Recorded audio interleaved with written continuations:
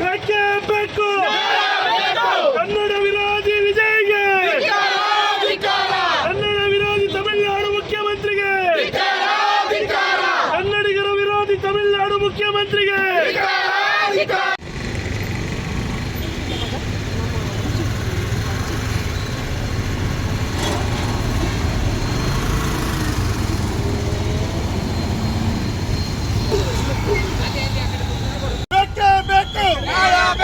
ಅಯ್ಯಯ್ಯೋ ಅನ್ಯಾಯ, ಅಯ್ಯಯ್ಯೋ ಅನ್ಯಾಯ, ಅಯ್ಯಯ್ಯೋ ಅನ್ಯಾಯ. ಬೇಕೇ ಬೇಕು ನ್ಯಾಯ ಬೇಕು, ಬೇಕೇ ಬೇಕು ನ್ಯಾಯ ಬೇಕು, ಬೇಕೇ ಬೇಕು ನ್ಯಾಯ ಬೇಕು. ನಮ್ಮದು ಕಾವೇರಿ, ನಮ್ಮದು ಮೇಕೆದಾಟು, ನಮ್ಮದು ಮೇಕೆದಾಟು, ನಮ್ಮದು ಕನ್ನಡ ವಿರೋಧಿ ವಿಜಯ್ಗೆ,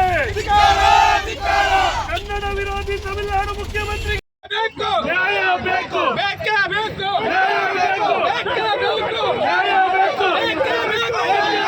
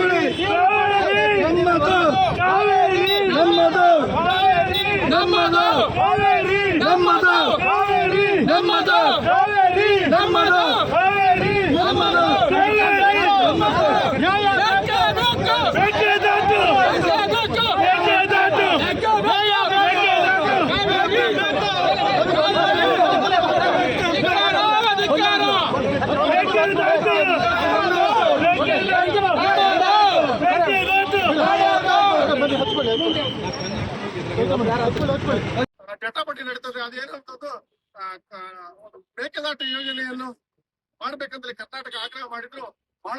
ಬಹಳಷ್ಟು ವರ್ಷಗಳಿಂದ ತಮಿಳುನಾಡು ಸರ್ಕಾರಕ್ಕೆ ವಿರೋಧ ಮಾಡ್ತಾ ಇದೆ. ಬಹುಶಃ ನಿಮ್ಗೆಲ್ರಿಗೂ ಗೊತ್ತಿರುವ ಹಾಗೆ ಬೆಂಗಳೂರು ಮತ್ತೆ ಮೈಸೂರಿನ ಬಹುತೇಕ ಜಾಗಕ್ಕೆ ಕುಡಿಯುವ ನೀರಿನ ವ್ಯವಸ್ಥೆ ಆಗ್ಬೇಕಂತಂದ್ರೆ ಆ ಮೇಕೆದಾಟು ಯೋಜನೆ ಬಹಳ ಅಗತ್ಯವಾಗಿದೆ. ಹಾಗೇನೆ ಈಗಿನ ಮುಖ್ಯಮಂತ್ರಿ ಆದಂತಹ ವಿಜಯ್ ಅವರು ಅಧಿಕಾರ ಸ್ವೀಕಾರ ಮಾಡಿದ 2 ದಿನದಲ್ಲಿ ಈ ಮೇಕೆದಾಟು ಯೋಜನೆಯನ್ನು ಕೋರ್ಟಿನಲ್ಲಿ ಫೈಲ್ ಮಾಡ್ಲಿಕ್ಕೆ ಒಂದು ಲೀಗಲ್ ಪ್ಲಾನ್ ಅನ್ನು ಹೇಳ್ತಾರೆ, ಅದನ್ನು ಒಂದು ರೆಡಿ ಮಾಡಿದ್ದಾರೆ. ನಿಜವಾಗ್ಲೂ ಅವರಿಗೆ ಕರ್ನಾಟಕದ ಬಗ್ಗೆ ಕಾಳಜಿ ಇದ್ರೆ ಅಷ್ಟು ತರಾತುರಿಯಲ್ಲಿ ಅದನ್ನು ಮಾಡುವಂತ ಅಗತ್ಯ ಇರಲಿಲ್ಲ. ಹಾಗಾಗಿ ನಾವು ಇವತ್ತು ಅದನ್ನು ವಿರೋಧಿಸಿ ಕುಲ್ಲೂರಿಗೆ ಆಗಮಿಸ್ತಿರುವಂತಹ ಮುಖ್ಯಮಂತ್ರಿ ವಿಜಯ್ ಅವರಿಗೆ ಕಪ್ಪು ಬಾಟ ತೋರಿಸ್ಲಿಕ್ಕೆ ಇಲ್ಲಿ ನಡೆದಿದ್ದೇವೆ. ಜಿಲ್ಲೆಗೆ ಆಗಮಿಸಿರ್ತಕ್ಕಂಥ ತಮಿಳುನಾಡಿನ ಮುಖ್ಯಮಂತ್ರಿ ವಿಜಯ್ ಅವರನ್ನ ಕಪ್ಪು ಬಾವುಟ ಮುಖೇನ ಪ್ರದರ್ಶಿಸುವುದರ ಮುಖೇನ ನಮ್ಮ ವಿರೋಧವನ್ನ ವ್ಯಕ್ತಪಡಿಸುವ ಸಲುವಾಗಿ ನಾವಿಲ್ಲಿ ಸೇರಿದ್ದೇವೆ.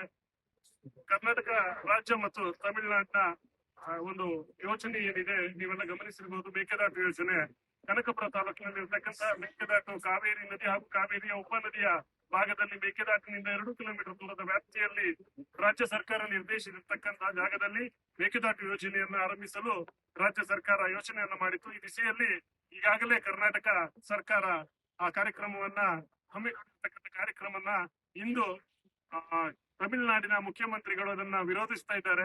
ಈ ಕೇವಲ ವಿಜಯನ್ ಮಾತ್ರ ಅಲ್ಲ, ಈ ಹಿಂದೆ ಬಂದಂತ ತಮಿಳುನಾಡಿನ ಎಲ್ಲ ಮುಖ್ಯಮಂತ್ರಿಗಳು ಸಹ ಇದನ್ನ ವಿರೋಧಿಸ್ತಾನೆ ಬಂದಿದ್ದಾರೆ.